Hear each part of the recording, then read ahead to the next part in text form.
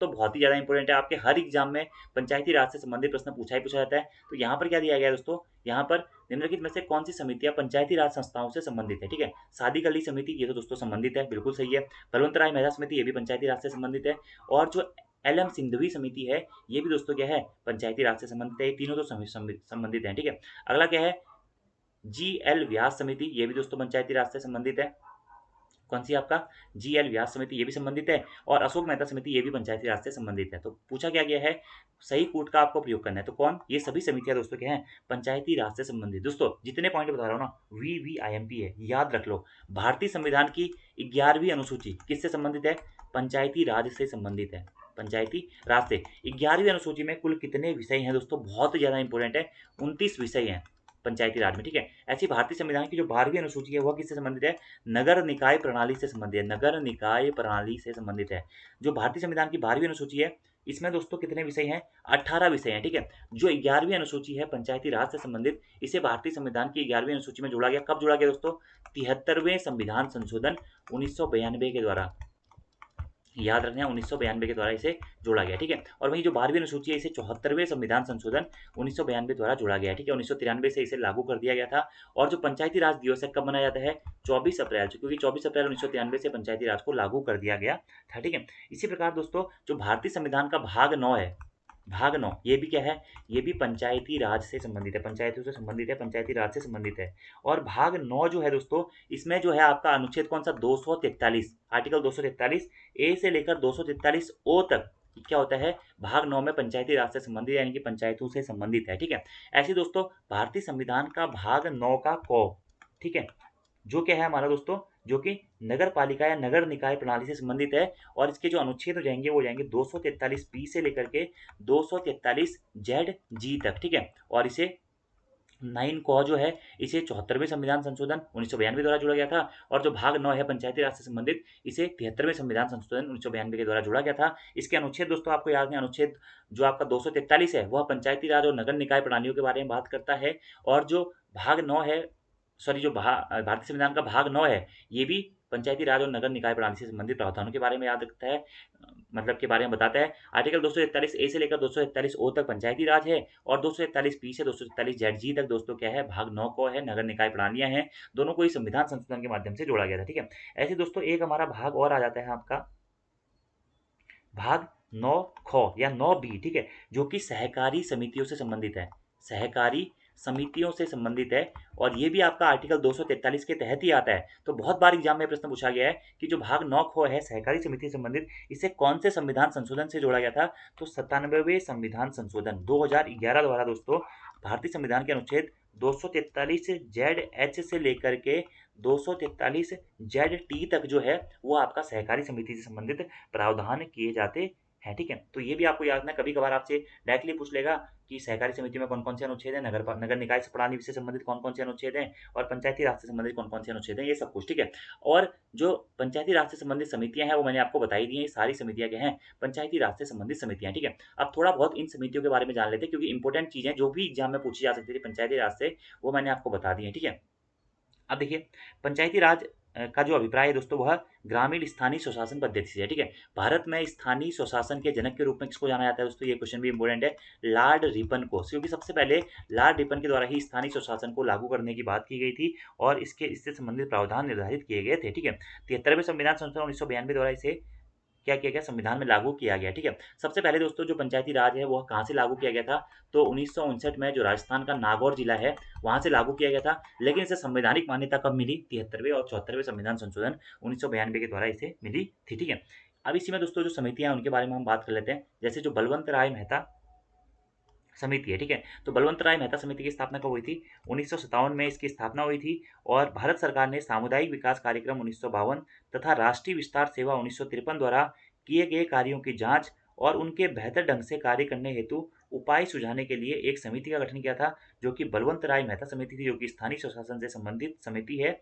और इसने क्या किया था, पंचायती राज संस्थाओं से संबंधित एक महत्वपूर्ण समिति है। बलवंत राय मेहता समिति की सिफारिश पर ही दोस्तों त्रिस्तरीय पंचायती राज का चुनाव किया गया था। वर्तमान में जो त्रिस्तरीय पंचायत है ना, ग्राम पंचायत, क्षेत्र पंचायत और जिला पंचायत, इसका सुझाव किसने दिया था, तो बलवंत राय मेहता समिति के द्वारा ही 1957 में इसका गठन हुआ था। इसने अपना सुझाव दिया था और इसने अपनी रिपोर्ट कब सबमिट की थी दोस्तों, 1958 में इसने अपनी रिपोर्ट संशोधित मतलब सदन में पेश की थी। ठीक है, इसने अपनी रिपोर्ट 1958 में दी थी। ठीक है, अगली जो समिति है, सादिक अली समिति का गठन कब हुआ था, 1964 में दोस्तों सादिक अली समिति का गठन हुआ था और राजस्थान सरकार द्वारा इस समिति का गठन किया गया था पंचायती राज संस्थाओं की विफलता के कारणों का अध्ययन करने हेतु। ठीक है, अगली जो दोस्तों आपकी समिति है वो है जी एल व्यास समिति। ठीक है, जी एल व्यास समिति का गठन कब हुआ था, 1974 में दोस्तों इसका गठन हुआ था और पंचायती राज संस्थाओं के प्रदर्शन में सुधार हेतु सुझाव के लिए राजस्थान सरकार के द्वारा इसका गठन किया गया था। ठीक है, इसके बाद में दोस्तों अशोक मेहता समिति, ये बहुत इंपॉर्टेंट है। इसने द्विस्तरीय पंचायती राज की परिकल्पना दी थी। ठीक है, कब गठन हुआ था, 1977 में दोस्तों अशोक मेहता समिति का गठन हुआ था और स्थानीय स्वशासन में सुधार हेतु सलाह देने के लिए अशोक मेहता समिति का गठन हुआ था। ठीक है, 1977, ये भी आपको याद रखना है। ऐसी दोस्तों एक और समिति क्या, GVK राव समिति। GVK राव समिति, ये भी क्या है, पंचायती राज से संबंधित समिति है और इसकी जो गठन हुआ था GVK राव समिति का, वो हुआ था 1985 में। ग्रामीण विकास के लिए प्रशासनिक व्यवस्थाओं के संबंध में सुझावों के लिए योजना आयोग ने 1985 में इस संगठन का गठन किया था। ठीक है, GVK राव समिति 1985 आपको याद रखना है। और एक और समिति आपको याद रखनी है, ML सिंधवी समिति। ML सिंधवी समिति, जिसका गठन कब हुआ था दोस्तों, 1986 में हुआ था और राजीव गांधी की सरकार ने लोकतांत्रिक विकास हेतु PRI के पुनरुद्धार के लिए इस समिति का गठन किया था। ठीक है, पंचायती राज, तो ये सारी जो समितियां हैं, सादिक अली समिति, बलवंत राय मेहता समिति, LM सिंधवी समिति, GL व्यास समिति, अशोक मेहता समिति, GVK राव समिति और ML सिंधवी समिति पंचायती राज से संबंधित है। इसके गठन आपको याद रखने हैं। बलवंत राय मेहता समिति की स्थापना 1957 में, बलवंत राय मेहता इसके अध्यक्ष थे। अशोक मेहता समिति की स्थापना 1977 में, GL व्यास समिति की स्थापना 1974 में, GVK राव समिति की स्थापना 1985 में और ML सिंधवी समिति की स्थापना 1986 में। और बहुत बार दोस्तों एग्जाम में इस प्रकार का प्रश्न भी पूछा गया है कि पंचायती राज संस्थाओं से संबंधित निम्नलिखित समितियों को उनकी स्थापना क्रम में लगाइए। ठीक है, तो स्थापना क्रम में आपको याद रखना है, जो भी मैंने आपको सन बता दिया इसके अनुसार आप उसे अरेंज कर सकते हैं। अगले प्रश्न के बारे में दोस्तों बात करते हैं। तो पंचायती राज इंपोर्टेंट है। अब हम आगे क्वेश्चन थोड़ा सा शॉर्ट में जल्दी जल्दी पढ़ते हुए चलेंगे। अगला हमारा प्रश्न है कि भारतीय संविधान में भारत की आधिकारिक भाषा से जुड़े हुए प्रावधानों में संसद क्या कर सकती है, संशोधन कर सकती है अपने सदस्यों के साधारण बहुमत के द्वारा, 2/3 बहुमत के द्वारा। तो दोस्तों आपको ये पॉइंट याद रखना है, जो भारतीय संविधान की 8वीं अनुसूची है वो क्या है, भाषाओं से संबंधित है। ठीक है, और 8वीं अनुसूची में क्या है, 22 भाषाओं को मान्यता दी गई है। ठीक है, और वहीं भारतीय संविधान 8वीं अनुसूची,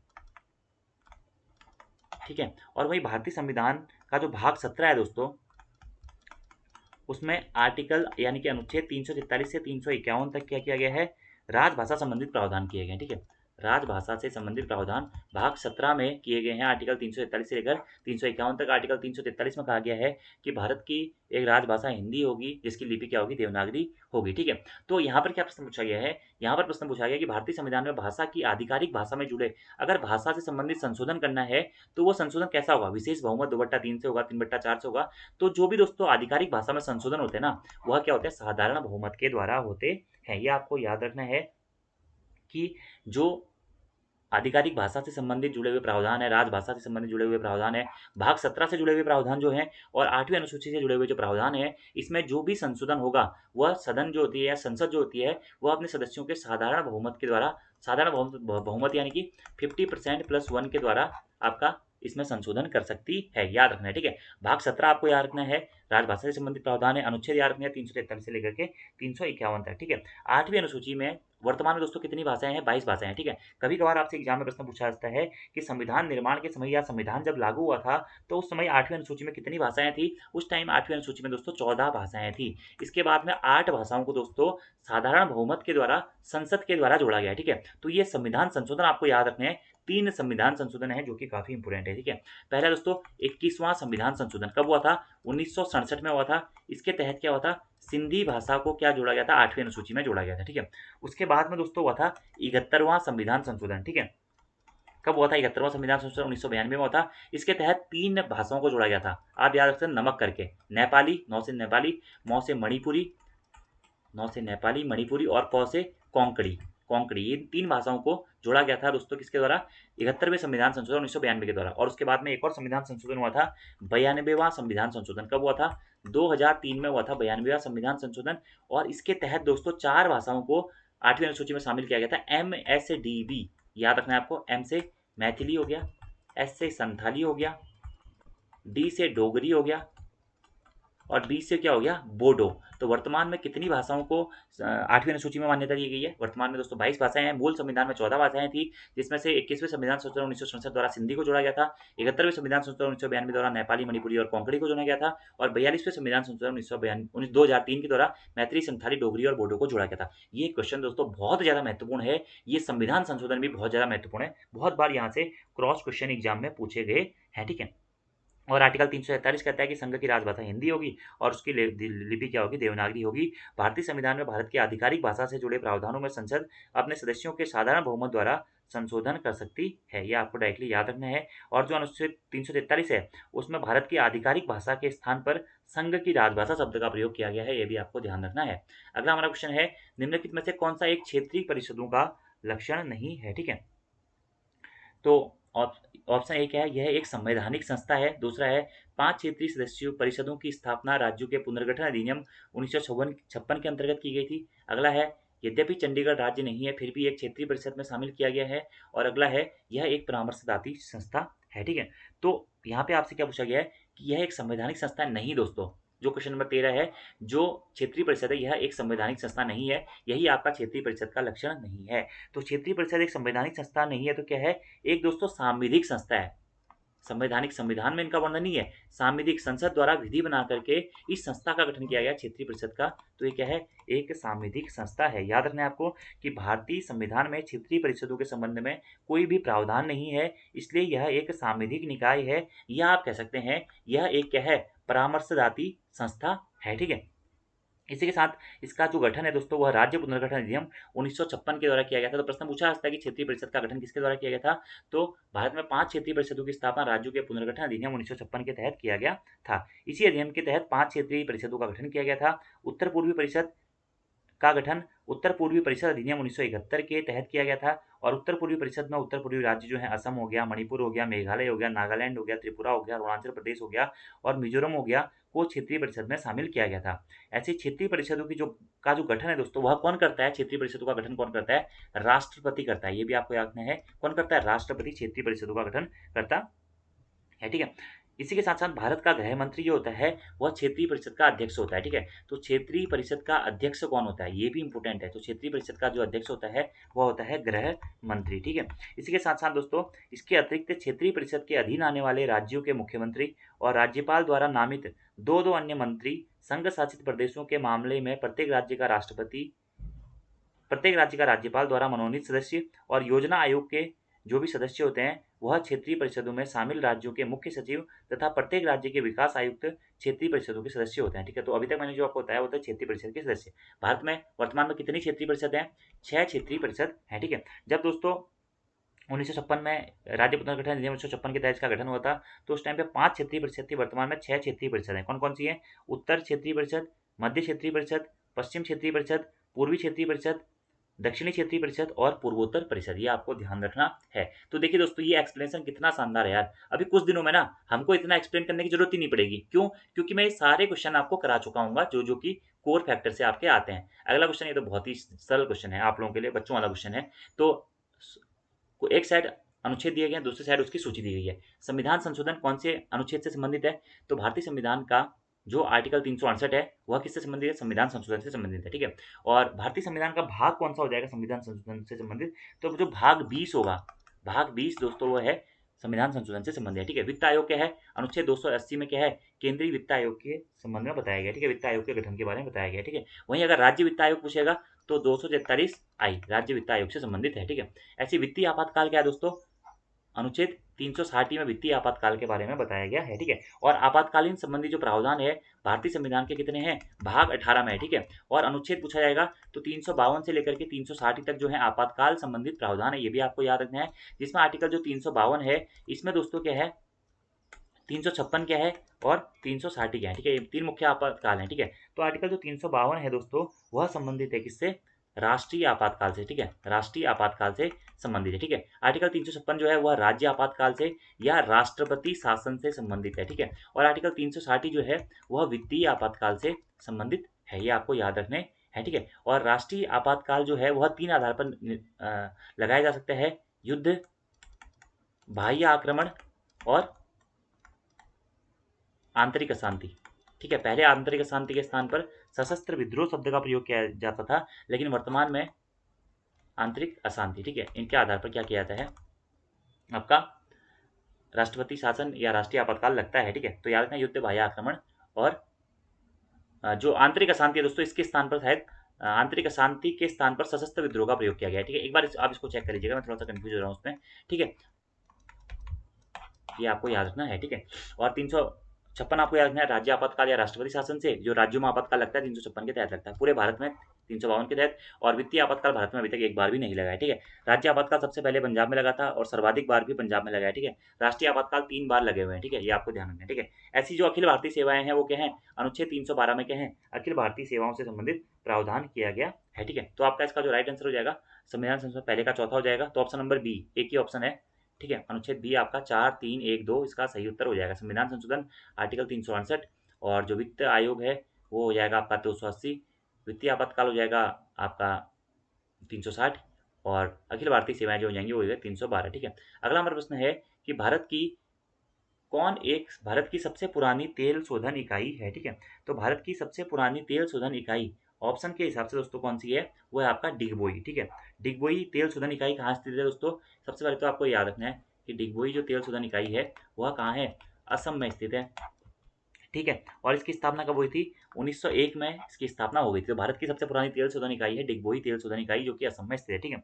ऐसी दोस्तों दूसरी जो आपकी तेल शोधन इकाई महत्वपूर्ण है वो है कोयली तेल शोधन इकाई। ये कहाँ स्थित है, याद रखना है आपको, गुजरात में स्थित है। और इसकी स्थापना कब हुई थी, 1965 में कोयली तेल शोधन इकाई की स्थापना हुई थी, ठीक है। अगला क्या है दोस्तों, हल्दिया तेल शोधन इकाई। हल्दिया कहाँ है दोस्तों, ये आपका स्थित है पश्चिम बंगाल में।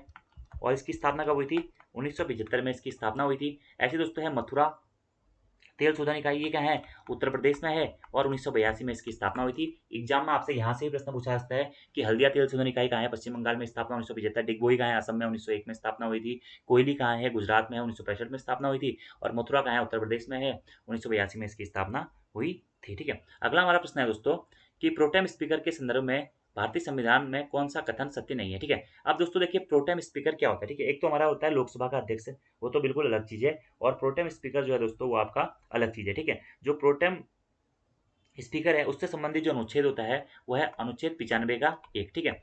जो प्रोटेम स्पीकर होता है ना दोस्तों, जब भी कभी किसी भी राज्य में चुनाव होते हैं या केंद्र में चुनाव होते हैं, लोकसभा के चुनाव होते हैं, तो राष्ट्रपति के द्वारा एक स्पीकर की नियुक्ति की जाती है, जिसे बोलते हैं प्रोटेम स्पीकर या प्रोटेम अध्यक्ष, ठीक है। ये स्पीकर क्या करता है, जो नवनिर्वाचित जो सांसद होती है या नवनिर्वाचित संसद या लोकसभा होती है या नवनिर्वाचित जो आपकी विधानसभा होती है, उसके सदस्यों को जो शपथ दिलवाता है वो कौन होता है, प्रोटेम स्पीकर होता है, ठीक है।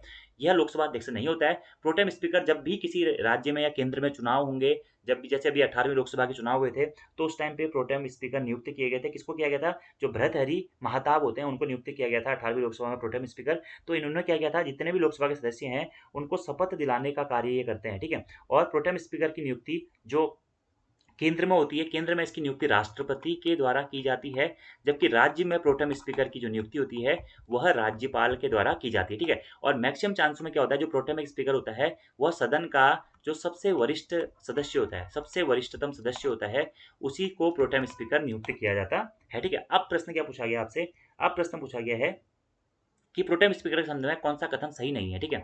तो यह पिछली लोकसभा के अध्यक्ष द्वारा नियुक्त होता है जो उसे शपथ दिलाता है, ठीक है। अब देखिए दोस्तों यही कथन आपका सुमेलित नहीं होगा, क्योंकि प्रोटेम स्पीकर की जो नियुक्ति होगी और जो उसकी शपथ होगी वह राष्ट्रपति के द्वारा संपन्न कराई जाती है, ठीक है। जो प्रोटेम स्पीकर की नियुक्ति होगी और जो उसकी शपथ होगी वो कौन कराएगा, राष्ट्रपति के द्वारा कराई जाती है। तो यही कथन आपका सही नहीं हो जाएगा।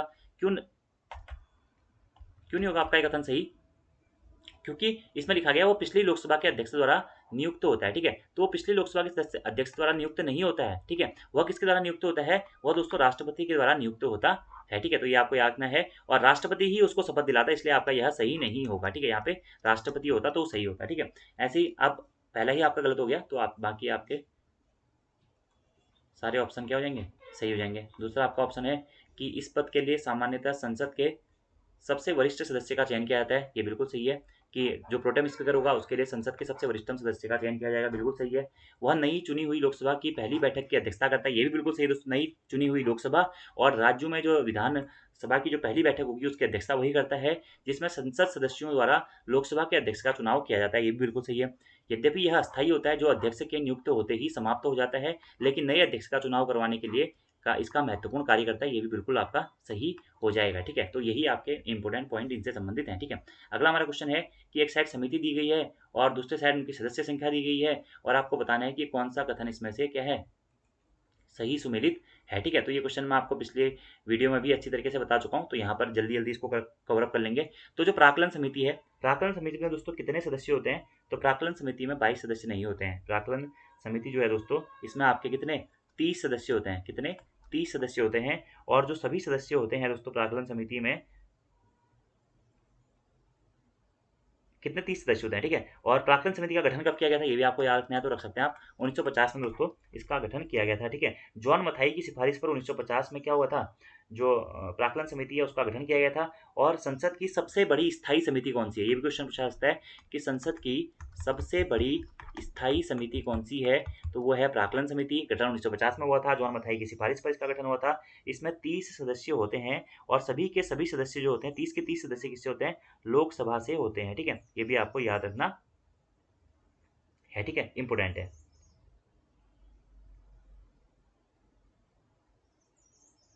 अगला हमारा पॉइंट है लोक लेखा समिति। लोक लेखा समिति में आपके कितने सदस्य होते हैं, लोक लेखा समिति में दोस्तों आपका 22 सदस्य होते हैं, 30 सदस्य नहीं होते हैं। लोक लेखा समिति में क्या होते हैं, 22 सदस्य होते हैं। ठीक है, इन 22 सदस्यों में 15 सदस्य जो होते हैं लोकसभा से होते हैं, और दोस्तों 7 जो सदस्य होते हैं वह राज्यसभा से होते हैं। ठीक है, और लोक लेखा समिति का जो अध्यक्ष होता है वह क्या होगा, लोकसभा के विपक्षी दल का होता है। ठीक है, जबकि प्राक्कलन समिति में जो अध्यक्ष होता है, या स्थायी समिति जो सबसे बड़ी स्थायी समिति है, इसमें जो अध्यक्ष होता है वह क्या होता है, सत्ताधिकारी दल, जो भी दल सत्ता में है उनका अध्यक्ष होता है। ठीक है, जबकि लोक लेखा समिति का जो अध्यक्ष होता है वह क्या होता है दोस्तों, लोकसभा के विपक्षी दल का नेता जो होता है इसका अध्यक्ष होता है। और लोक लेखा समिति का जो कार्यकाल होता है वो 1 वर्ष का होता है। ठीक है, याद रखना है कितने सदस्य होते हैं, 22 सदस्य इसमें होते हैं। ठीक है, अगला है स्थायी समिति। स्थायी समिति में कुल 31 सदस्य होते हैं, ये बिल्कुल सही है, जिसमें से 21 सदस्य जो होते हैं लोकसभा से होते हैं, और 10 सदस्य जो होते हैं वो राज्यसभा से होते हैं। अब प्रश्न पूछा गया है निम्न में से कौन सा युग्म सही सुमेलित है, तो केवल 3 दोस्तों इसमें आपका सही सुमेलित होगा। क्योंकि देखिए स्थायी समिति में 21 सदस्य हैं, प्राक्कलन समिति में 30 होते हैं, सभी लोकसभा से होते हैं,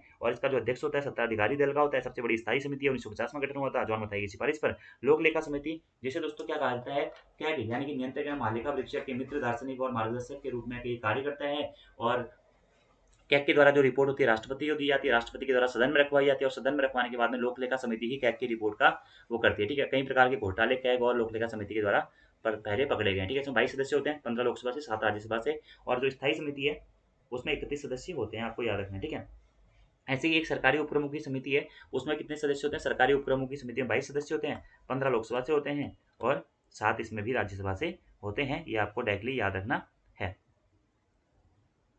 तो ये अच्छा क्वेश्चन था और आप लोगों ने कर भी लिया होगा। ठीक है, और जो प्राक्कलन समिति दोस्तों इसमें पहले 25 सदस्य हुआ करते थे, लेकिन 1956 में इसकी सदस्य संख्या को बढ़ा करके 30 कर दिया गया। ठीक है, और प्राक्कलन समिति में जो सभी सदस्य होते हैं वो लोकसभा के होते हैं, ये भी आपको याद रखना है। इसीलिए क्या है, सबसे बड़ी स्थायी समिति है। अगला हमारा प्रश्न है कि भारतीय न्यायपालिका के बारे में निम्नलिखित में से कौन सा कथन सही नहीं है। ठीक है, तो भारतीय न्यायपालिका दोस्तों क्या है, हमारी स्वतंत्र न्यायपालिका के बारे में प्रावधान करती है। ठीक है, और एकीकृत न्यायपालिका है। ठीक है, जिसमें जो सुप्रीम कोर्ट है, अनुच्छेद 32 के तहत सुप्रीम कोर्ट में मौलिक अधिकारों के उल्लंघन के समय पर रिट याचिकाएं दायर की जाती हैं। हाईकोर्ट में आर्टिकल 226 के तहत। ठीक है, सुप्रीम कोर्ट जो है वो हमारा भारतीय संविधान के अनुच्छेद 124 से लेकर के 147 तक सुप्रीम कोर्ट या उच्चतम न्यायालय के बारे में प्रावधान है, और वहीं हाईकोर्ट के प्रावधान है आर्टिकल 214 से लेकर के 231 के मध्य में उच्च न्यायालय के। ठीक है, अब क्या प्रश्न पूछा गया है कि न्यायपालिका के संबंध में कौन सा सही नहीं है। ठीक है, भारत के संविधान ने संयुक्त राज्य अमेरिका की तरह ही न्यायालयों की दोहरी प्रणाली का उपबंध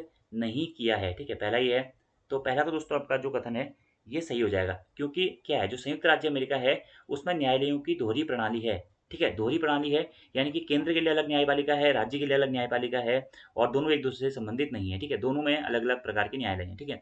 तो वो क्या है, संयुक्त राज्य अमेरिका में उस प्रकार की दोहरी न्याय प्रणाली है, जबकि भारत में क्या है दोस्तों, भारत में एकीकृत न्याय प्रणाली है। देखिए सबसे ऊपर कौन होता है, इस प्रकार का चार्ट आप पढ़ते होंगे, सुप्रीम कोर्ट हो गया, ठीक है, फिर आपका हाई कोर्ट हो गया और उसके नीचे क्या हो गया, डिस्ट्रिक्ट कोर्ट हो गया। सुप्रीम कोर्ट 124 से 147 तक, ठीक है, हाई कोर्ट 214 से 231 तक, डिस्ट्रिक्ट कोर्ट आर्टिकल शायद 237 के बाद में आपके अधीनस्थ न्यायालय, वो अधीनस्थ न्यायालय, डिस्ट्रिक्ट कोर्ट या अधीनस्थ न्यायालय, सबऑर्डिनेट न्यायालय आप इसको कह सकते हैं, ठीक है।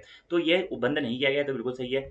भारत में अधीनस्थ न्यायपालिका का संगठन अलग अलग राज्यों में भिन्न भिन्न है, बिल्कुल ठीक है दोस्तों। जो अधीनस्थ न्यायपालिका है या जो सबऑर्डिनेट कोर्ट्स हैं वो अलग अलग राज्यों में भिन्न भिन्न है, ठीक है।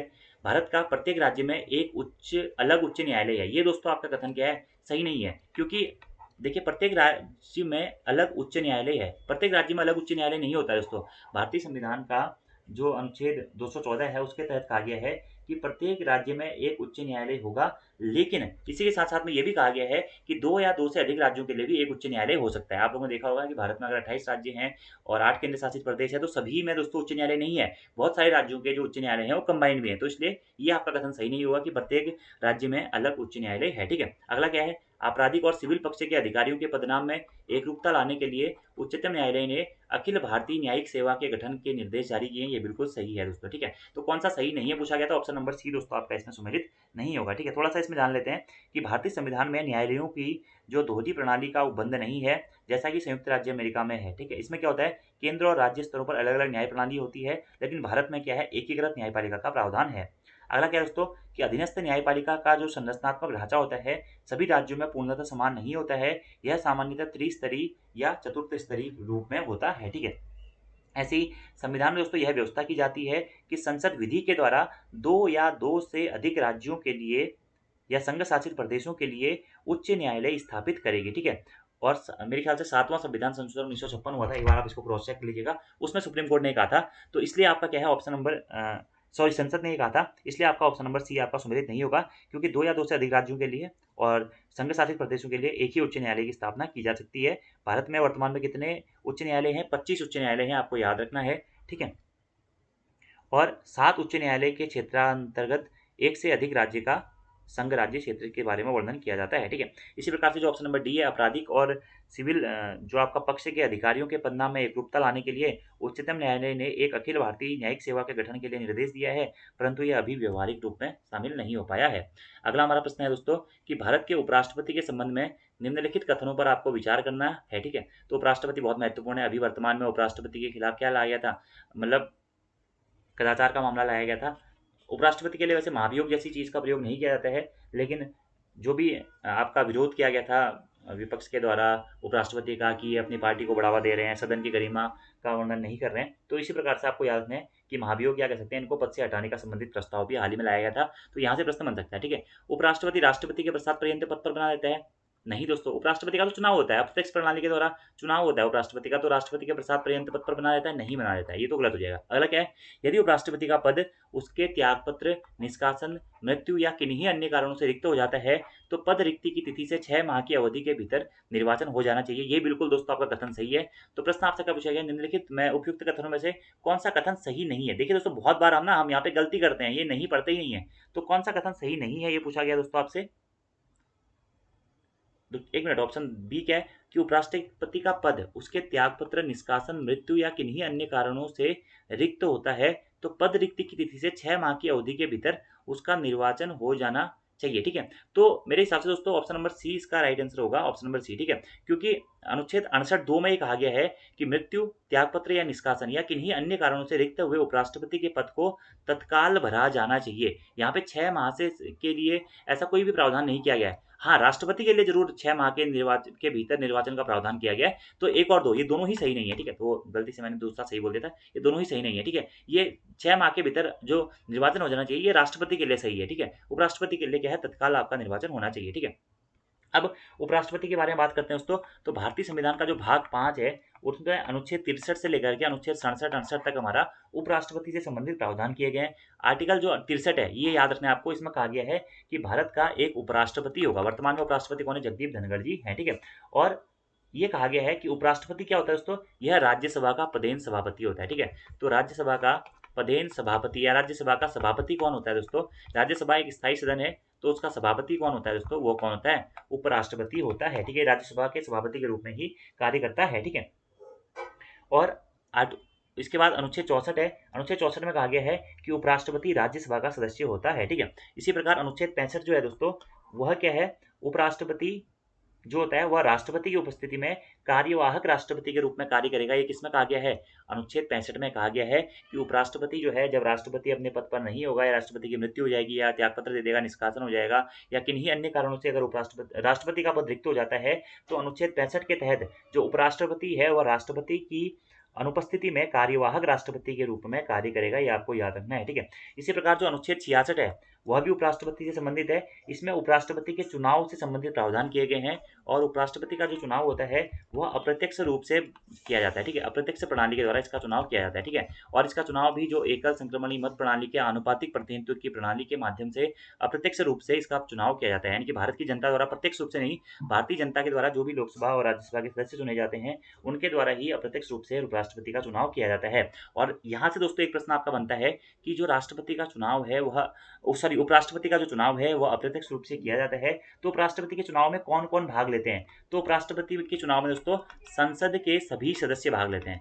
संसद के सभी जो सदस्य होते हैं वह उपराष्ट्रपति के चुनाव में भाग लेते हैं। लोकसभा के सभी सदस्य और राज्यसभा के सभी सदस्य, चयनित और मनोनीत दोनों सदस्य इसमें भाग लेते हैं। ठीक है, और राज्यों की जो विधानसभा के सदस्य होते हैं और संघ शासित प्रदेशों की विधानसभा या विधान परिषदों के सदस्य होते हैं वह इसमें भाग नहीं लेते हैं, आपको याद रखना है। ठीक है, जबकि राष्ट्रपति के चुनाव में आपने पढ़ा होगा कि राष्ट्रपति का जब चुनाव होता है तो उसमें कौन कौन भाग लेते हैं, लोकसभा के निर्वाचित सदस्य उसमें भाग लेते हैं, राज्यसभा के भी निर्वाचित सदस्य उसमें भाग लेते हैं और सभी राज्यों के क्या जो विधायक होते हैं वो उसमें भाग लेते हैं। और दिल्ली और पुडुचेरी इन दो संघ शासित प्रदेशों जहां जहां विधानसभा है उसके निर्वाचित सदस्य ऐसे सभी राज्यों के निर्वाचित सदस्य क्या होते हैं, राष्ट्रपति के चुनाव में भाग लेते हैं। ठीक है, ये आपको याद रखना है। लेकिन उपराष्ट्रपति के चुनाव में कौन भाग लेगा, खाली संसद के सभी सदस्य लेते हैं। ठीक है, निर्वाचित और मनोनीत दोनों सभी सदस्य लेते हैं, आपको ध्यान रखना है। ठीक है, और अप्रत्यक्ष रूप से इसका चुनाव होता है, आपको याद रखना है। ठीक है, उपराष्ट्रपति अपना इस्तीफा किसको देता है, उपराष्ट्रपति अपना इस्तीफा राष्ट्रपति को देता है। ठीक है, और अगर उपराष्ट्रपति को उसके पद से हटाना है, जो कि अभी वर्तमान में दिसंबर 2024 की भी घटना है, आप लोगों ने देखा होगा कि उपराष्ट्रपति को उसके पद से हटाने का प्रस्ताव लाया जाता है, तो कहां पर लाया जाएगा, सबसे पहले तो उपराष्ट्रपति को उसके पद से हटाने का प्रस्ताव सबसे पहले कहां पे लाएगा, राज्यसभा में ही लाया जाएगा। ठीक है, और राज्यसभा में उपराष्ट्रपति को उसके पद से हटाने के प्रस्ताव लाने के लिए दोस्तों क्या होता है, कम से कम 50 सदस्यों के हस्ताक्षर होने चाहिए। ठीक है, कम से कम 50 सदस्यों के, राज्यसभा के 50 सदस्यों के हस्ताक्षर होने चाहिए। ठीक है, इसे लोकसभा में नहीं लाया जा सकता है दोस्तों, इसको हटाने का प्रस्ताव केवल राज्यसभा में ही लाया जाएगा, क्योंकि राज्यसभा का ये पदेन सभापति होता है। हालांकि राज्यसभा के द्वारा जब इसको हटाने के प्रस्ताव को मंजूरी दे दी जाती है तब लोकसभा की अनुमति भी इसमें आवश्यक है। ठीक है, लेकिन प्रस्ताव केवल पहले राज्यसभा में लाया जाएगा, कम से कम 50 सदस्यों के द्वारा लाया जाएगा और 14 दिनों की पूर्व सूचना देनी पड़ेगी इसको, उपराष्ट्रपति को। ठीक है, तो अनुच्छेद 63 से 67 आपको याद रखने हैं। सभी अनुच्छेद मैंने आपको बता दिए हैं, किस प्रकार से कार्य करता है वो भी चीजें मैंने आपको बता दी हैं, इंपॉर्टेंट है। आगे से अगर उपराष्ट्रपति का क्वेश्चन आएगा तो हम सीधे आगे बढ़ जाएंगे। ठीक है, अगला हमारा क्वेश्चन है, ये सिंपल सा क्वेश्चन है, निम्नलिखित में से कौन सा एक सही सुमेलित नहीं है। देखिए आर्टिकल 39A समान न्याय एवं निःशुल्क विधिक सहायता से संबंधित है, बिल्कुल सही है दोस्तों, और 42वें संविधान संशोधन 1976 द्वारा इसे जोड़ा गया है। ठीक है, ये क्या है दोस्तों, एक हमारा नीति निर्देशक तत्व है और नीति निर्देशक तत्व को हमने कहां से लिया है, आयरलैंड से ग्रहण किया गया है। ठीक है, और लोक कल्याणकारी राज्य की सामाजिक आर्थिक राजनीतिक न्याय के बारे में बात करता है। ठीक है, तो समान न्याय एवं निःशुल्क विधिक सहायता अनुच्छेद 39 है, बिल्कुल सही है। अनुच्छेद 40 क्या है, ग्राम पंचायतों का संगठन है, ये भी बिल्कुल दोस्तों सही है। अनुच्छेद 44 क्या है, समान नागरिक संहिता, ये भी बिल्कुल सही है। तो प्रश्न क्या पूछा गया था, कौन सा सही नहीं है, तो ऑप्शन नंबर डी दोस्तों आपका सम्मिलित नहीं होगा। क्यों, क्योंकि इसमें लिखा गया अनुच्छेद 48 न्यायपालिका एवं कार्यपालिका से पृथक्करण, तो जो अनुच्छेद 48 है दोस्तों वह है आपका संबंधित कृषि और पशुपालन से संबंधित है, अनुच्छेद 48। और जो अनुच्छेद 48 का ए है वह पर्यावरण संरक्षण और वन्य जीवों के संरक्षण से संबंधित है, पर्यावरण और वन्य जीवों के संरक्षण से संबंधित है, 48 है। ठीक है, जबकि जो कार्यपालिका और न्यायपालिका का कार्यपालिका से जो पृथक्करण है वो अनुच्छेद किसमें है, अनुच्छेद 50 में दिया गया है। तो याद रखना आपको, अनुच्छेद 50 में कार्यपालिका का न्यायपालिका से पृथक्करण के बारे में बताया गया है। ठीक है, जबकि अनुच्छेद 48 में क्या बताया गया है दोस्तों, अनुच्छेद 48 में कृषि और पशुपालन के संगठन के बारे में बताया गया है। 39 समान न्याय एवं निःशुल्क विधिक सहायता है। 40 ग्राम पंचायतों का संगठन है। 44 नागरिकों के लिए समान सिविल संहिता या नागरिक संहिता के बारे में बात की गई है। उत्तराखंड में भी समान नागरिक संहिता को लागू किया गया है, ठीक है। इसी के साथ साथ आपसे अनुच्छेद 51 पूछा जा सकता है कि विदेश नीति या विदेशी संबंधों से संबंधित है। अनुच्छेद 45 पूछा जा सकता है, अनुसूचित जाति और अनुसूचित जनजाति से संबंधित जो प्रावधान है अनुच्छेद 45 में है। आर्टिकल 36 में राज्य की परिभाषा दी गई है। आर्टिकल 36 से 51 तक हमारे नीति निर्देशक तत्व आते हैं, ठीक है। 37 में कहा गया है कि ये जो होंगे नीति निर्देशक तत्व जो होंगे वो न्यायपालिका में परिवर्तनीय नहीं होंगे, ठीक है। ये चीजें आपको याद रखनी है। ऐसे ही जो आर्टिकल 49 है उसमें जो भी हमारे महत्वपूर्ण स्थल है उनके संरक्षण के बारे में बात की गई है। अगला हमारा प्रश्न है कि भारतीय संविधान के अनुच्छेद 15 कौन सा सही है पूछा गया है, ठीक है। तो भारतीय संविधान का जो अनुच्छेद 15 है भारत के नागरिकों तथा विदेशियों दोनों